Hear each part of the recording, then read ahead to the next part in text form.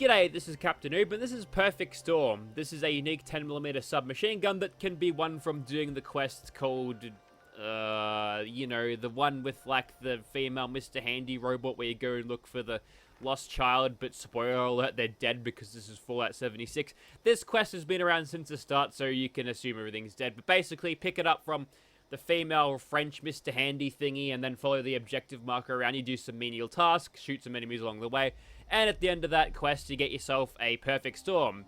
So what is this thing?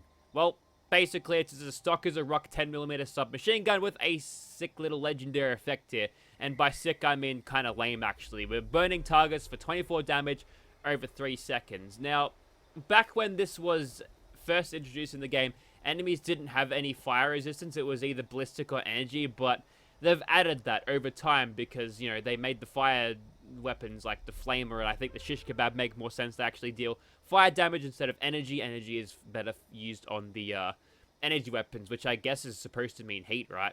Anyways, I digress. So yeah, you're doing 8 damage every second. So you add 8 to the DPS. It's not very significant, especially since completely unspec'd, we're doing 49 damage with this thing. Got a hardened receiver on it. That's the best thing we can do for damage apart from the scorched receiver. Although the scorched receiver does the exact same damage, the issue here is we just won't get that bonus damage against anything scorched, but I can live with that. We've got an aligned long barrel to reel in the recoil a bit, and a forceful stock to do a little bit more recoil control. Also, the forceful stock looks a lot better than the aligned stock, so opt to go for that one. And you get a giant condition bar off it, so that's pretty useful. Perforating magazine, that's there for synergizing with tank killer and getting me some armor penetration. Heaps of extra damage. Speaking of recoil, now the game plan here is to not really have to bother with the recoil at all, because I want to use this thing in VATS as much as possible. So I'll explain what I'm going to do. We've actually got Master Commander one, so the actual base damage of this is 43. Well, no, we don't need to do that game. Yes, 43 base damage.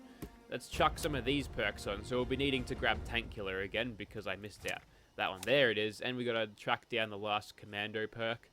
I think it was somewhere around here. There it is, Expert Commando. Chuck that on. And we've got Evasive, we've got Gun Fu, we've got Marathoner there. So we're going to be running up in people's faces and then shooting them in the head in VATS to kill them as quick as possible. We've got Nerd Rage there, we're going to be utilizing that. So, yep, we're going to get all of those benefits out of that. Adrenal Reaction, Unyielding Armor. And then we've got Critical Savvy to keep those criticals coming every second shot. Better criticals to make them more punchier. Tormentor's there to fill in a perk. We've got Serendipity and Ricochet for some slight benefits in terms of avoiding damage. And we've got no room for dodge in here, although I want my AP for shooting anyway. It's not a one-size-fits-all perk. It's not OP. Let's all get over ourselves with that. And we've got Tenderizer. That's helpful. Probably gonna kill shit fast enough not to have to utilize that, but if we want to find anything too tough, there's that. We can use that for, you know, getting a quick sneak critical and dealing 40% more over the next 10 seconds. That's great, and they might explode. 1 in 5 chance of them exploding, so decent selection for crowd control. We're doing 63 damage. We're 6 away from being the perfect number, but we'll increase that with Adrenal Reaction and the other things.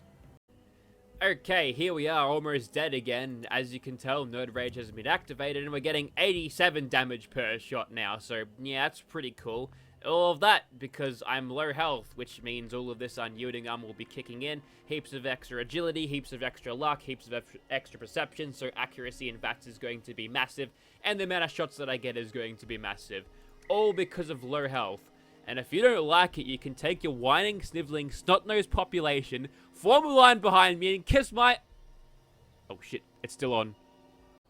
Okay, so here we are outside of Planet Kerwan, the city of Metropolis, and that's what I look like. I've got the Free States Revolutionary outfit, and this cool goggles thing that I think I got because of the Brotherhood of Steel business. Yeah, they're kind of cool. Anyways, let's just open up in VATS and just kind of send it here, and, well, so far so good. We're going to be eating through our AP quite a lot, so, you know, we could have potentially gotten ourselves a little bit better off if we decided to use something like, maybe the perk that you get for playing instruments. Well tuned, that's what it is.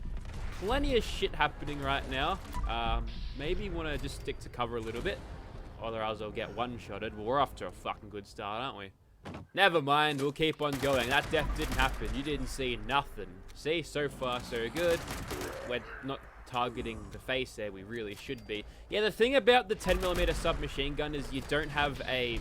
Also, nice invisible lasers, asshole. You don't have a reflex sight on this, so you can't really optimize this thing at all for VATS. In fact, I probably should have chucked on the aligned stock so I could get slightly better optimization on the AP usage, but that's fine. Also, the perforating magazine has 30 in it. I'm guessing the drum has 35, and that's like a negligible thing for much slower reload and no armor penetration. So why would you do it? I don't know. It's up to you to figure that out.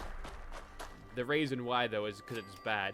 Now, what I probably should be doing is not sprinting most of the time because it's preventing my AP from regenerating.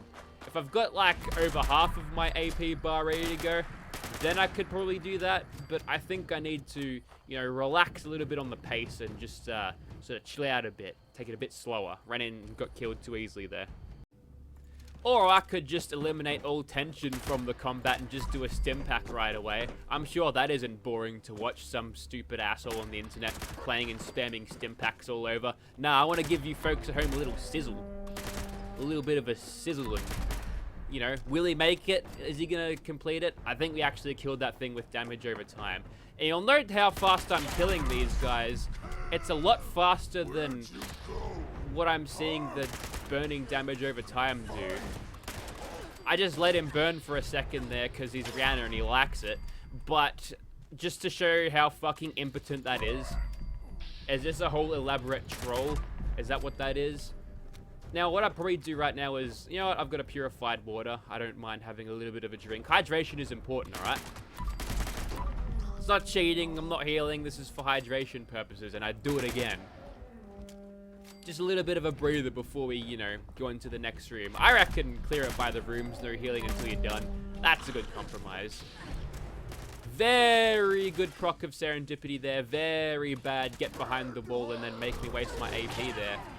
Green fuck. Damn it.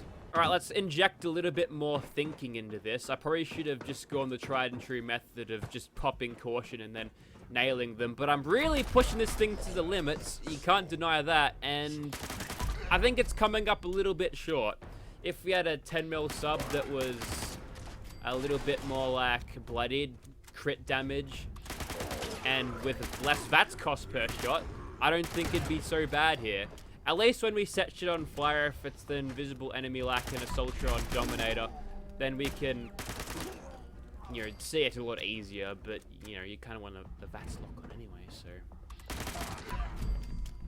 See, when it works, it really works, but if it's too much enemies, if I'm being too aggressive, it kind of fails me there, so.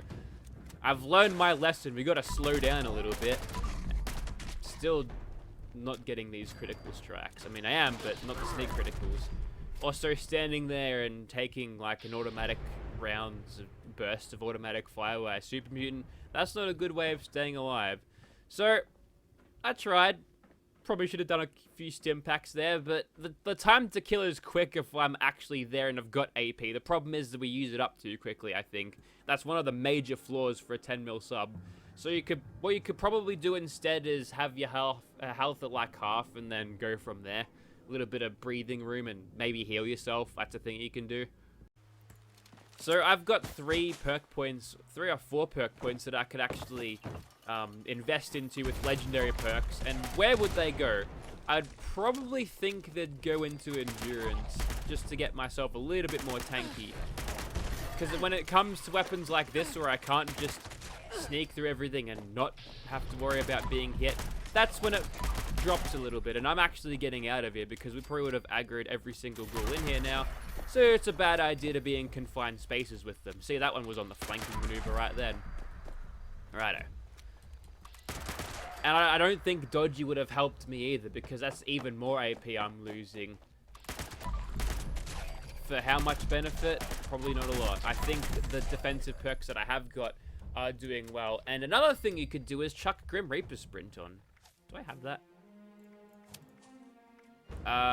Yes, actually. Well, we're going to replace Tormentor with that. We don't have a full rank of it, but that's fine. Ricochet probably won't be super helpful here because these ghouls aren't armed with anything.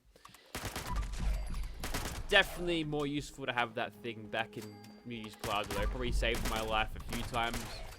Not that I fucking did anything with it, died anyway, but still. Righto, there's gonna be a fat ass around the corner, surely. There he is. And there he goes. So, as you can tell, if we are in a position where we've got an AP bar, crits ready to go, which is every second shot, so basically always, I think a lot of this is going to... It's going to, you know, kind of hinge and focus on how much AP I've got in the bag.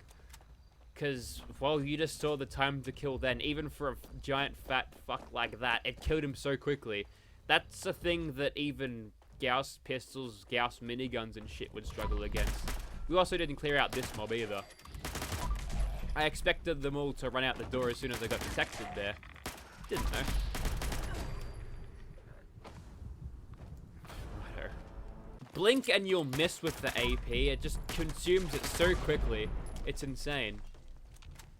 Also, the losing VATS lock-ons, they're not fun either.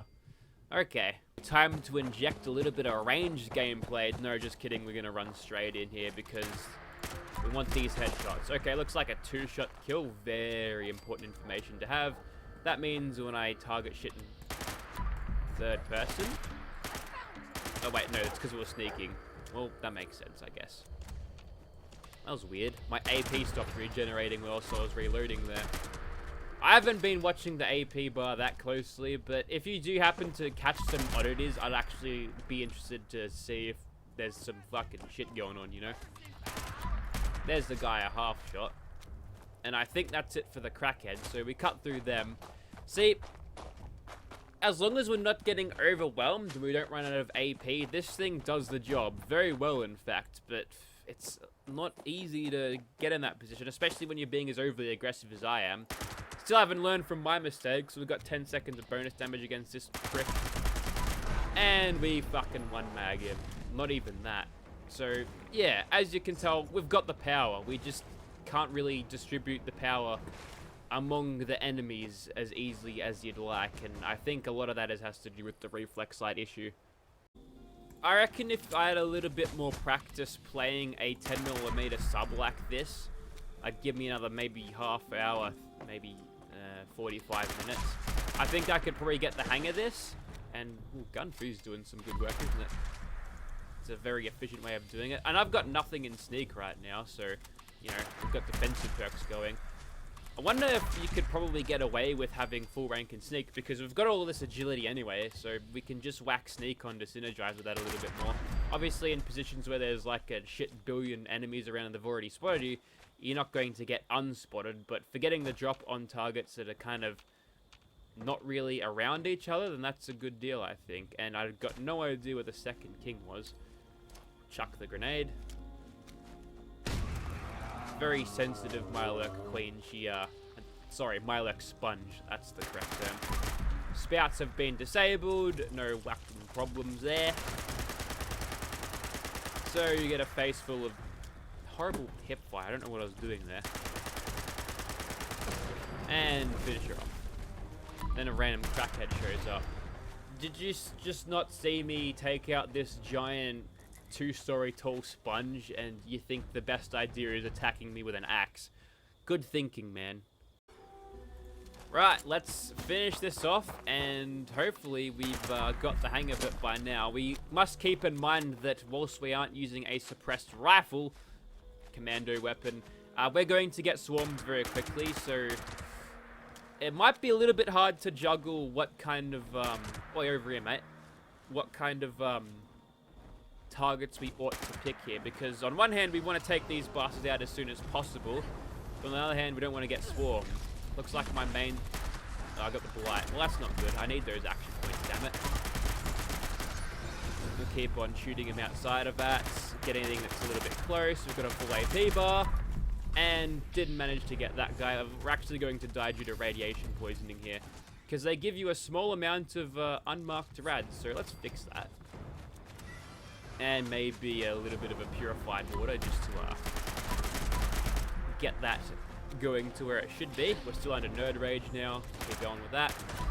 Decent accuracy. Remember that if you're used to using a suppressed rifle, your range is penalized. Not so much with this one because you can't put a suppressor on it. So you'll find that your range accuracy and VATS accuracy, especially if you've got it tuned up with perception, is a lot higher than what you'd usually get. Oh, some tools have shown up as well. That was weird. Any more? Did that guy chase me all the way from White Springs? Because he might have, you know. Also, throwback to the time where if you said White Springs into the YouTube chat, I guess the hate speech filters would pick it up. You can't say white on YouTube. I have to describe Winter's skin color as pale, very pale. Anyway, so what I'd like to do here is get rid of this guy without him killing me. And we're kind of really pushing the range on this thing whilst we're out there. And would you like to pop out of the dirty, dank little hole? No. Well, that's unfortunate. I kind of wanted to blast one more Scorch Beast, but... Well, I think we got the hang of it by the end there. We quickly figured out how aggressive we ought to be or ought not to be. And there you go. Did you expect the Perfect Storm to do this well? We're basically using a stock 10mm sub here.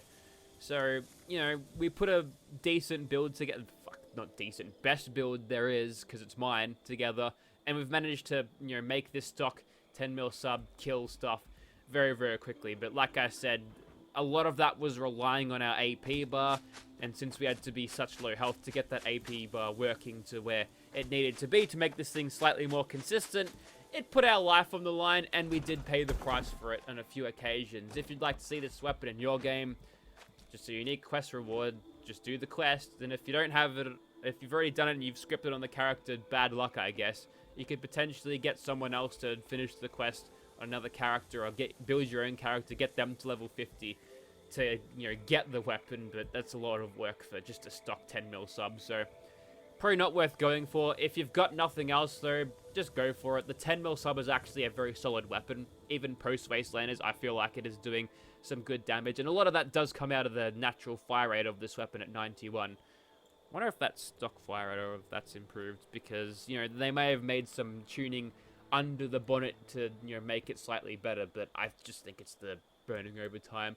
Anyways, Perfect Storm, there it is. It's alright. Thank you for watching, guys.